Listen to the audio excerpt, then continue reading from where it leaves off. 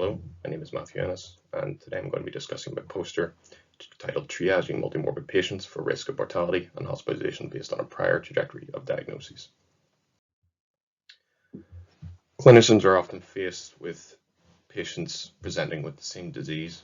However, a common complicating factor in this is that these patients have varying comorbid diseases, and a problem for this is that it is unclear to the clinician who do we prioritize for care. So the aim of this project was to identify triage rules for common diseases that present in secondary care based on a prior history of diagnoses. And what we would want is for any presenting disease, we could say, based on this history of disease that the patient has, that they are high risk and that we should prioritize care for them. How do we go about doing that? The first thing we do is we want to identify common diagnosis trajectories that exist in females and males. And one data set we used is the UK Biobank with their linked secondary care diagnosis data coded in ICD-10. The first step in this method is to identify pairs of statistically significant coincident disease diagnoses, where we could say that disease A, for instance, is more likely to occur with disease B than would be by chance. Following that, we want to identify any significant ordering in those diseases, where we could say that disease B tends to occur before disease A.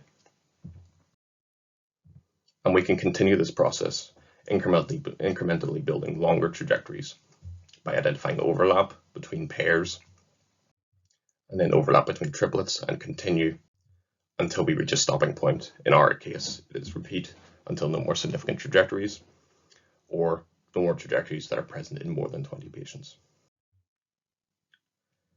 The next thing we do with these trajectories is we want to calculate the effect of prior diagnosis trajectories on the 1-year mortality and hospitalization rates of these final diseases. So from our list of significant trajectories, and for each female or male within that trajectory subpopulation, we want to age match with 3 random controls who do not have any of the trajectory diagnoses. So in this trajectory case 1, for instance, we have this case where they have these 3 diseases in this order. And for this person, the final disease was diagnosed at the age of 56. So we want to find 3 controls who at the age of 56 did not have these diseases and compare their 1-year mortality and hospitalization rates. The model we use to compare these rates is accelerated failure time models. And this allows us to say that compared to individuals of the same age, patients diagnosed with this disease, along with this prior trajectory of diseases, have X-fold higher 1-year rates of mortality or hospitalization. What do we see when we do this analysis? We identified 1,784 and 1,762 significant diagnosis trajectories for females and males respectively. And we were able to use these trajectories and along with the estimated fold increases in mortality and hospitalization of those trajectories, we were able to identify certain diagnosis histories which allow the ordering and stratification of patients based on their 1-year mortality and hospitalization outcomes for most commonly presenting diseases in secondary care. We then used this data to identify triage rules for multimorbid female patients. So an example of how these triage rules could be used is in this example of a woman presenting with intestinal infectious diseases. We find that if this woman has a history of mood disorders in their prior HR records, they have a very high risk of hospitalization and an intermediate risk of 1-year mortality. Similarly, for a different case, a woman presenting with cerebral vascular disease, along with a history of chronic lower respiratory diseases, has a very high risk of 1-year mortality and an intermediate risk of 1-year hospitalization. We also have a separate list of triage rules for males. So for example, we find that males presenting with intestinal infectious diseases, along with a history of diseases of oral cavity, salivary glands, and jaws, have a very high risk of 1-year hospitalization and a low risk of mortality. And the final example is men presenting with diseases of peritoneum.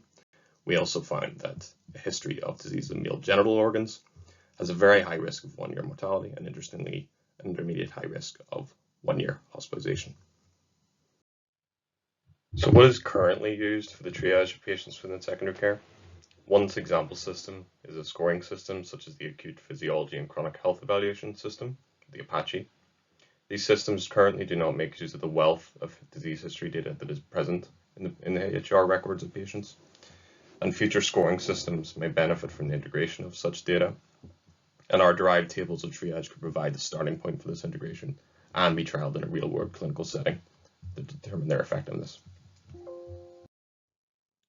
So our conclusions are: we performed a sex-stratified analysis of UK secondary care data and identified common diagnoses trajectories for both females and males, and we used these trajectories to identify significant associations between these trajectories and the mortality rate and hospitalisation rate. From these associations, we were able to create disease history rules for triaging multimorbid patients and produce a resource which can be used by clinicians to triage multimorbid patients based on these prior disease history rules, as well as for facilitating future research into drug discovery, repurposing, and biomarker identification. I've included a list of references for future reading, and I would like to say thank you to my supervisors, for Paula McLean, Priyank Shukla, Joanna Sharman, Steve Watterson, and a special acknowledgement to Ramni Gupta at Novo Nordisk for his valuable input, and also to acknowledge that this project was co-funded by the Department of the Economy, Northern Ireland, and Novo Nordisk.